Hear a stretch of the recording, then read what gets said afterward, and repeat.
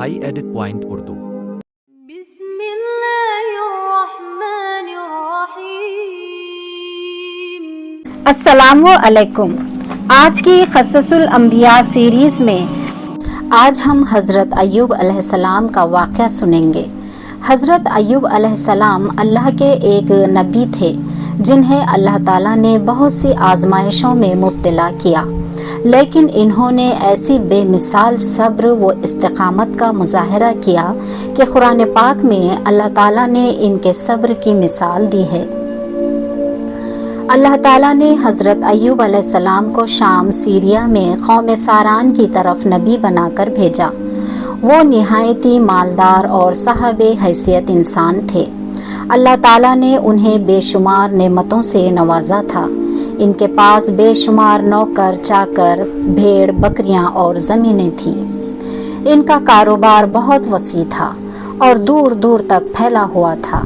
اللہ تعالیٰ نے حضرت ایوب علیہ السلام کو 7 بیٹے اور 7 بیٹیاں عطا فرمائی تھی۔ وہ خود بھی صحت مند اور نہایت ہی طاقتور شخص تھے۔ چونکہ وہ اتنے خوشحال، خوبصورت اور نیک انسان تھے، اس لیے ان کے دوست بھی بے شمار تھے۔ ہر شخص ان سے دوستی کرنا چاہتا تھا۔ پھر اللہ تعالیٰ نے حضرت ایوب علیہ السلام کو آزمائش میں مبتلا کرنے کا فیصلہ کیا تاکہ وہ آنے والی نسلوں کے لیے صبر کی عظیم مثال بن سکے۔ آزمائش کا آغاز۔ سب سے پہلے ان کا سارا کاروبار ختم ہو گیا۔ ان کا مال و دولت برباد ہو گیا، یہاں تک کہ وہ فقیری کی حالت میں پہنچ گئے۔ ان کی زندگی ہی میں ان کے تمام بچے انتقال کر گئے۔ 7 بیٹے اور 7 بیٹیاں سب ایک ہی وقت میں فوت ہو گئے۔ اولاد کا صدمہ سب سے بڑا صدمہ ہوتا ہے، لیکن حضرت ایوب علیہ السلام نے صبر کیا۔ اس کے بعد ان کے تمام جانور اور مال مویشی بھی ہلاک ہو گئے۔ پھر ان کی صحت بھی جاتی رہی۔ وہ ایسے شدید بیماری میں مبتلا ہو گئے کہ چلنے پھرنے کے قابل نہ رہے، یہاں تک کہ ان کا جسم گلنے سڑنے لگا۔ تنہائی اور وفادار بیوی۔ جب ان کی بیماری شدت اختیار کر گئی تو سب دوست اور رشتہ دار انہیں چھوڑ گئے۔ لوگ یہ ڈرنے لگے کہ کہیں یہ بیماری چھوت کی نہ ہو اور انہیں بھی نہ لگ جائے۔ سب نے ان کا ساتھ چھوڑ دیا سوائے ان کی ایک وفادار بیوی کے۔ ان کی بیوی بہت صابر اور وفادار عورت تھی۔ وہ حضرت ایوب علیہ السلام کی خدمت کرتی تھی، انہیں کھلاتی پلاتی اٹھاتی اور سہارا دیتی تھی۔ پھر ان کے پاس کچھ بھی باقی نہ رہا۔ ان کی بیوی نے لوگوں کے گھروں میں کام کرنا شروع کیا تاکہ کچھ کما کر لائیں اور حضرت ایوب علیہ السلام کی دوا اور خدمت کا بندوبست کر سکیں۔ طویل آزمائش۔ یہ آزمائش 1-2 مہینوں کی نہیں تھی بلکہ 12 سال تک جاری رہی۔ بعض روایات میں ہے کہ یہ مدت 18 سال تھی، اور اس پورے عرصے میں حضرت ایوب علیہ السلام نے ایک بار بھی اللہ سے شکایت نہ کی۔ وہ خاموشی سے صبر کرتے رہے، اللہ کو یاد کرتے رہے۔ سال پر سال گزر گئے، ان کی حالت بگڑتی گئی، لیکن ان کے صبر میں کبھی کمی نہ آئی۔ جب حضرت ایوب علیہ السلام کی بیماری بہت زیادہ بڑھ گئی اور غربت و تنگ دستی حد سے بڑھ گئی تو ان کی بیوی نے عرض کیا، آپ اللہ کے نبی ہیں، اگر آپ دعا کریں گے تو اللہ آپ کی بیماری ختم کر دے گا اور حالات بہتر ہو جائیں گے۔ حضرت ایوب علیہ السلام نے جواب دیا، ہمیں خوشحالی میں 80 سال گزارے ہیں اور ابھی بیماری اور آزمائش کو تو اتنا وقت نہیں ہوا۔ مجھے اللہ سے دعا کرتے ہوئے شرم آتی ہے، کیونکہ میں نے ابھی اتنی مدت آزمائش میں نہیں گزاری جتنی مدت خوشیوں میں گزاری ہے۔ جب تک اسی طرح 80 سال نہیں گزر جاتے میں صبر کروں گا اور دعا نہیں کروں گا۔ یہ سن کر ان کی بیوی بہت مایوس ہو گئی، کیونکہ وہ جانتی تھی کہ اگر حضرت ایوب علیہ السلام دعا کریں تو اللہ تعالیٰ فوراً ان کی آزمائش کو دور کر دے گا۔ हालात यहाँ तक ख़राब हो गए कि लोगों ने हज़रत अय्यूब अलैहिस्सलाम की बीवी को काम देना बंद कर दिया, ये डर के कि कहीं बीमारी इनके ज़रिए दूसरों को ना लग जाए। गुर्बत इस हद तक पहुँच गई कि एक दिन हज़रत अय्यूब अलैहिस्सलाम की बीवी को अपने बाल काट कर बेचने पड़े ताकि कुछ पैसे मिल जाएं और खाने का इंतज़ाम हो। जब हज़रत अय्यूब अलैहिस्सलाम ने अपनी बीवी को इस हाल में देखा तो उन्हें बहुत तकलीफ़ हुई और तब इन्होंने अल्लाह से दुआ की, या अल्लाह मुझे बीमारी लग गई है और तू सबसे ज़्यादा रहम करने वाला है, तू जानता है कि मैं किस हाल में हूँ और तू ही मुझे शिफा दे सकता है।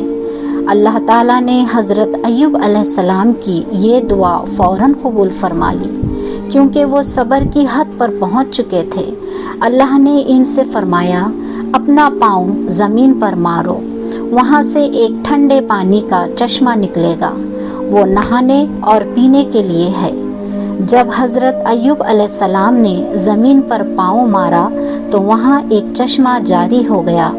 इन्होंने इस पानी से गुस्ल किया तो इनके जिस्म के बाहर की बीमारी ख़त्म हो गई, और जब वो पानी पिया तो इनके जिस्म के अंदर की बीमारी भी ख़त्म हो गई।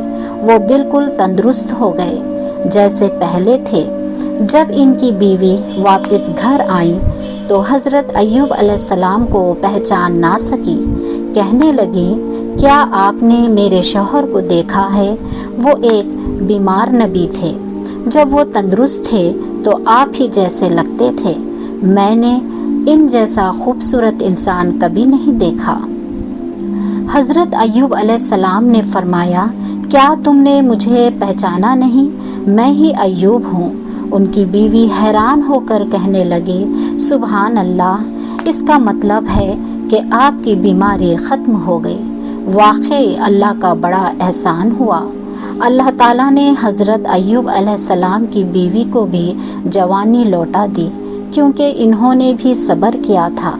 इसके बाद अल्लाह ताला ने हज़रत अय्यूब अलैहिस्सलाम को दोबारा औलाद अता फरमाई। बाज़ रिवायतों में आया है कि इनके यहाँ 26 बेटे पैदा हुए और बाज़ में है कि 26 बेटे और बेटियां थी। हज़रत मोहम्मद सल्लल्लाहु अलैहि वसल्लम ने फरमाया, जब हज़रत अय्यूब अलैहिस्सलाम गुस्ल फरमा रहे थे तो इन पर सोने की टिड्डियों की बारिश होने लगी। अल्लाह ताला ने अय्यूब अलैहिस्सलाम को गुस्ल के दौरान उन्हें नवाजना शुरू कर दिया। हज़रत अय्यूब अलैहिस्सलाम ने इन सोने की टिड्डियों को अपने कपड़ों में जमा करना शुरू कर दिया। इस पर अल्लाह ताला ने फरमाया, ऐ अय्यूब, क्या मैंने तुम्हें पहले ही मालदार नहीं बना दिया और क्या तुम्हें इस नई नेमत से बेनियाज नहीं कर दिया? अय्यूब अलैहिस्सलाम ने अर्ज़ किया, जी हाँ ऐ मेरे रब, लेकिन मैं आपकी रहमत और बरकत से बेनियाज कैसे हो सकता हूँ। अल्लाह ताला ने अय्यूब अलैहिस्सलाम को जवानी और तंदुरुस्ती वापस अता की, माल व दौलत वापस कर दिया और इनका ख़ानदान और औलाद भी दोबारा अता फरमा दिए। अल्लाह ताला जिसे चाहे आज़माता है और जिसे चाहे नवाजता है। अगर अल्लाह ताला हमसे कुछ ले ले तो वो इससे बेहतर अता फरमाता है। कुरान करीम में अल्लाह ताला ने अय्यूब अलैहिस्सलाम के सब्र की तारीफ़ फरमाई है और इनकी ज़िंदगी को सब्र करने वालों के लिए मिसाल बनाया है। आजमाइश ज़िंदगी का हिस्सा है। अल्लाह ये देखना चाहता है कि मुश्किल वक्त में हमारा रवैया क्या होता है और हमारा ईमान कितना मजबूत रहता है। इसलिए जब भी हमारी ज़िंदगी में मुश्किलात आएं तो हमें सब्र करना चाहिए और हर हाल में अल्लाह का शुक्र अदा करना चाहिए। ये था हज़रत अय्यूब अलैहिस्सलाम का वाक़या। अय्यूब अलैहिस्सलाम से हमें ये सबक मिलता है कि हमारी ज़िंदगी में कितनी भी बड़ी मुसीबत आ जाए, हमें सब्र करना चाहिए और हर हाल में अपने रब का शुक्रगुजार बनना चाहिए। इस्लामी वाक़यात देखने के लिए हमारे चैनल को सब्सक्राइब करें, लाइक करें और शेयर करना